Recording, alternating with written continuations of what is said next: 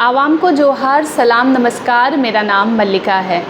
दर्शकों, आज live Indian guard की टीम संत एंथनी चर्च में मौजूद है और आप सभी को ज्ञात है कि आज खजूर पर्व मनाया जा रहा है। चर्च के फादर से हम जुड़ते हैं और जानते हैं कि इस पर्व का क्या संदेश है जो आम जनमानस तक पहुंचाना चाहते हैं। बहुत स्वागत है फादर। Okay, thank you. आज हम लोग चर्च पहुँचे हैं और शहर के जितने चर्च हैं वहाँ लोग जो हैं जुट रहे हैं।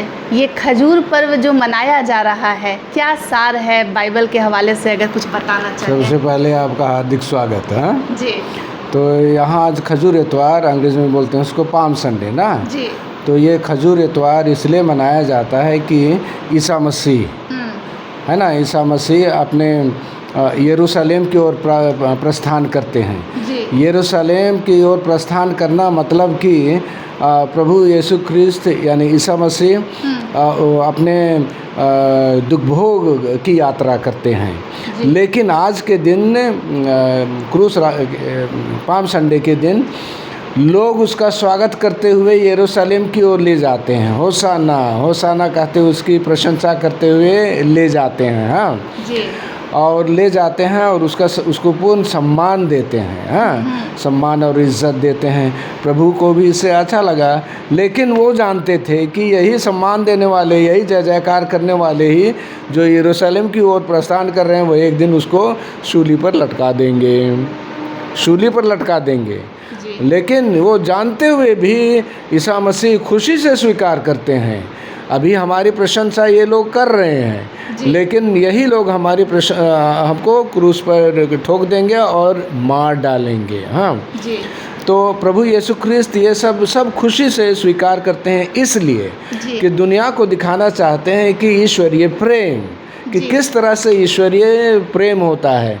जो अभी जय जयकार कर रहे हैं वही उसके विरुद्ध में आपका ये विश्वासघात करेंगे। जी। सब जानते हुए भी उनका अपना प्रेम दिखा रहे हैं और सबसे ज़्यादा क्रूस पर मरने के द्वारा पूरी दुनिया को दिखा रहे हैं कि न केवल अपने जो प्यार करते हैं उनसे, लेकिन जो शत्रु हैं, जो विश्वासघात करते हैं, उनको भी प्यार करना है। ये तो महानता है ना, प्रभु ईसा मसीह के प्रेम की महानता है। ये ईश्वरीय प्रेम है, वही चीज़ मानव को देना, मानवता को दिखाना चाह रहे हैं। हम खाली अपने जो प्यार करते हैं उन्हीं को प्यार करते हैं ना, लेकिन ईसा मसीह जो जान रहे हैं कि यही सब उनको मार डालेगा, लेकिन उनको भी प्यार दिखाते हैं, स्वीकार करते हैं, जय जयकार करते, जो भी करते हैं उसको। जब वो यरूशलेम की ओर बढ़ रहे थे तो वो जो सवारी उनकी थी डंकी की वो क्या संकेत है, वो क्या बता रहा है? उसकी नम्रता दिखाती है कि इतना हम्बल ह्यूमिलिटी। आजकल कोई गधा में बैठना चाहेगा? बिल्कुल नहीं, कोई नहीं चाहेगा। लेकिन उसने स्वीकार किया, प्रभु ने स्वीकार किया कि गधे पर वो बैठ रहा है, जैसे कि नम्र दिखा रहे हैं, नम्रता, मानवता को नम्रता दिखा रहे हैं। घमंड क्या होता है?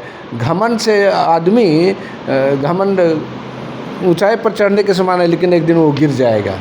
तो इसलिए घोड़े पर, उस गधे पर सवार होना उसकी नम्रता को दिखाता है। फादर, एक चीज़ बताइएगा, हम आज जिस समाज में, जिस माहौल में जी रहे हैं, लोग जो है बस दिखावे की ज़िंदगी जीते हैं। उनके अंदर एक ईगो होता है, एटीट्यूड होता है, और ख़ास करके जब हम संपन्न घर से ताल्लुक़ रखते हैं तो ये और बढ़ता जाता है।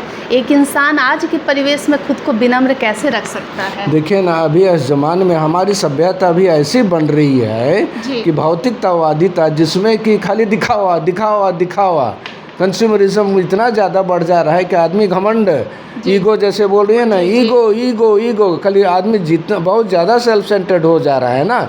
इसलिए इंसानियत अभी कहाँ है? इंसानियत बिल्कुल घट गई है। ईश्वर की इच्छा ऐसी कभी भी नहीं है। अरे ईश्वर की सेवा करने वाला मानव को सेवा करेगा, इंसानियत उसमें अधिक बढ़ेगा। लेकिन हमारा ज़माना जो अभी भौतिकवादिता का हो रहा है, इंसानियत घटती जा रही है। God is missing from there life. ईश्वर मनुष्य के जीवन से दूर भाग, मतलब मनुष्य ईश्वर से दूर भागता जा रहा। खाली दिखावा, पूजा पाठ और दुनिया भर का ये सब हम लोग करते हैं, लेकिन हम लोग का जो ईश्वर का प्यार और ईश्वरीय जो जीवन होना चाहिए कहाँ है? इंसानियत तो अभी घटते जा रही है, घटते जा रही है। तो क्या होगा? अभी आर्टिफिशियल इंटेलिजेंस आ जा रहा है तो मानवता ये ख़त्म हो जाएगी। जी फादर, आजकल जो बच्चे हैं, अक्सर गार्जियन कहते हैं कि बच्चे मोबाइल में जो है लगे हुए हैं, सोशल मीडिया का प्रयोग कर रहे हैं और वो प्रेयर, पूजा पाठ से दूर भाग रहे हैं। युवाओं को क्या मैसेज देंगे? और क्योंकि आप फादर है चर्च के, आप अक्सर प्रेयर से जुड़े रहते हैं, प्रेयर से कितना सुकून, शांति का एहसास होता है? देखिए, इनवर्ड जर्नी है ना। इनवर्ड जर्नी जब तक नहीं होगा आदमी खुश नहीं रहेगा। आप कितना भी मोबाइल प्रयोग कीजिए, मोबाइल जो प्रयोग है इसके लाभ बहुत हैं। ये एक बूंद के समान है लेकिन एक बेन भी है। मतलब एक बूंद है लेकिन बेन भी है। मतलब बेन क्या बोलते हैं? बेन मतलब बेन भी है। मतलब कि इसका दुष्प्रयोग करने से हमारे विशेष करके बच्चे और यूथ कितने भ्रष्ट हो रहे हैं आजकल ना। कितने बाल बच्चे रास्ते से, जो सही रास्ता, मोबाइल सही रास्ता नहीं दिखाता है, बिल्कुल नहीं दिखाता है जी। खाली गलत चीज़ मोबाइल में देख रहे हैं बच्चे और उनका मन एकदम भ्रष्ट होते जा रहा है। और इसलिए और आडम्बरी बनते जा रहे हैं, उदंड होते जा रहे हैं, मिलिटेंसी उनमें बढ़ती जा रही है। माँ बाप के प्रति आदर और भाव जो होना चाहिए वो नहीं है, आज देख रहे हैं ना। इसलिए इसका दुष्प्रभाव, एडवर्स इम्पैक्ट मोबाइल का बहुत ज़्यादा हो रहा है। पढ़ाई लिखाई बच्चों में आजकल कमी दिख रही है, खाली मोबाइल से जुड़ा हुआ आजकल बच्चा दिखता है।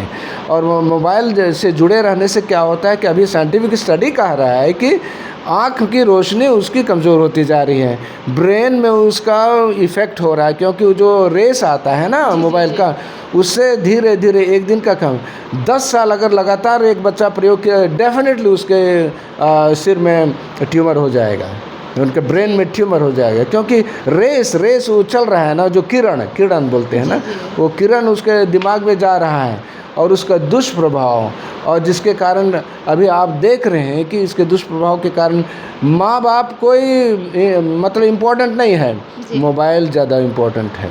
मोबाइल भगवान से ज़्यादा मोबाइल आज इम्पोर्टेंस उनको है। हाँ, इसलिए क्या हो रहा है कि डिप्रेशन, अभी आजकल यूथ में कितना डिप्रेशन हो रहा है, कितने सुसाइड्स हो रहे हैं ना। ये सब मोबाइल का दुष्प्रभाव का प्रभाव है। आँख की रोशनी में, ब्रेन में चल रहा है, उसके बाद उसमें क्या दुनिया उनकी खाली मोबाइल ही हो जाती है, और इसलिए माँ बाप से, परिवार से दूर हो जाता है, उनकी अपनी अलग दुनिया होती है। क्या होता है? डिप्रेशन होता है, लोनलीनेस बढ़ता है, और क्या होता है? आदमी दुखी होते जाता है। माँ अभी भगवान से तो दूर हो ही रहा है। फादर, ये जो अभी खजूर पर्व जो आज मनाया गया, ये ईस्टर से एक सप्ताह पहले मनाया जाता है। तो अब क्या क्या आयोजन जो है इसके बाद चर्च में होने वाले हैं, और क्या विशेष कार्यक्रम जो है इसके बाद? अभी मॉन्डे थर्सडे बोलते हैं, मॉन्डे थर्सडे, पुण्य बृहस्पतिवार। अच्छा। पुण्य बृहस्पतिवार को प्रभु का अंत की अंतिम बयाली, मतलब ये ईसा मसीह की अंतिम बयाली, अपने शिष्यों के साथ वो अंतिम बार खाना खाते हैं। अच्छा। भोज करते हैं, अंतिम बार टेबल में अपने 12 शिष्यों के साथ खाना खाते हैं। और उसका एक बहुत बड़ा उद्देश्य है, ईसा मसीह जानते थे कि वो मरने जा रहे हैं, उसको मार डालेगा लोग ना, और इसलिए अपना प्यार दिखाने के लिए अपने शिष्यों को बुलाकर टेबल पर वो भोज करते हैं और कहते हैं कि तुम जानते हो कि मैं क्या कर रहा हूँ। हाँ, मैं यहाँ अपना शरीर दे रहा हूँ। अपना शरीर एक सांकेतिक भाषा है, एक सांकेतिक भाषा कि मैं अपना शरीर दे रहा हूँ, अपना लहू दे रहा हूँ, मतलब मैं अपना आपको पूर्ण न्यौछावर कर रहा हूँ, अपना प्यार तुम लोगों को दिखा रहा हूँ। जब किसी को कोई शरीर देता है उसका मतलब है कि प्यार है ना, है कि नहीं?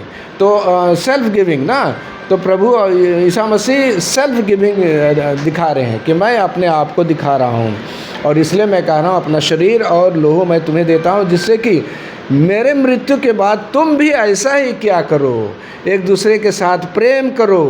और इसी दिन प्रभु पैर धोते हैं, उसी दिन पैर धोते हैं, यानी सेवा। 12 शिष्यों का पैर धोते हैं, शिष्यों का ही पैर धोते हैं पुण्य बृहस्पतिवार को ही। बृहस्पतिवार को आप लोग आइएगा। पैर धोते हैं और उसके देवा कहते हैं सेवा। जी सेवा करो एक दूसरे की। पैर धोना मतलब सेवा, और सबसे नीचे स्तर पर आ जाना पैर धोना। जी जी ठीक है। किसी किसी समाज में पैर धोने की प्रथा है, बहुत अच्छी प्रथा है ना, बहुत अच्छी प्रथा है। वही यहूदियों के बीच में भी था, तो प्रभु इसलिए उसी को कर रहे हैं, पैर धो रहे हैं अपने शिष्यों के, और दिखा रहे हैं कि जिस तरह से मैं पैर धो रहा हूँ उसी तरह तुम भी एक दूसरे का, मतलब सबका, खाली शिष्यों का नहीं, सबका पैर धो, यानी एक दूसरे को प्यार करो, सेवा करो। जी एक आखिरी सवाल रहेगा। हमारे देश में एक लोकतांत्रिक व्यवस्था होती है, सभी धर्मों का सम्मान भी किया जाता है, लेकिन कई बार कुछ ऐसी तस्वीर समाज से आती है जो लोगों को परेशान करती है, वो होना नहीं चाहिए। बतौर चर्च के फादर आम लोगों को क्या संदेश रहेगा ताकि अमन शांति जो है वो कायम रहे? सो इसी धर्म लोगों को जोड़ता है, दिलों को जोड़ता है, तोड़ता नहीं है ना। जी धर्म ऐसा होना चाहिए जो जोड़ने वाला होना चाहिए, न केवल एक दूसरे से, लेकिन सामूहिक तौर पर ईश्वर के साथ जोड़ना है, वो है सही धर्म। जोड़ता है जो धर्म एक दूसरे में मानवता अधिकाधिक बढ़ाता है, उसको अधिकाधिक के आगे एनहांस करता है, एक दूसरे से अधिकाधिक प्रेम करने कहता है, एक दूसरे की सेवा करने का करता है, प्रोत्साहन देता है। सब धर्म में है, सब धर्म में ये है, लेकिन लोग नहीं करते हैं, बहुत कम लोग करता है नो। तो उसी को हम सबों को सही धर्म को अपना सही धर्म बनाने के लिए, जैसे भगवान चाहते हैं, किसी भी धर्म का भगवान चाहते हैं, एक दूसरे से प्यार करना, एक दूसरे की सेवा करना, वह इंसानियत अधिकाधिक एक दूसरे के साथ शेयर करना, यही तो मानवता है, यही तो ईश्वर की पूजा है ना। जी धन्यवाद। ओके धन्यवाद। आप संत एंथनी चर्च के फादर को सुन रहे थे। दर्शकों, यहाँ से तो प्रेम भेजा जा रहा है और मुझे उम्मीद है कि कमेंट सेक्शन में आप लोग प्रेम ही बरसाएंगे।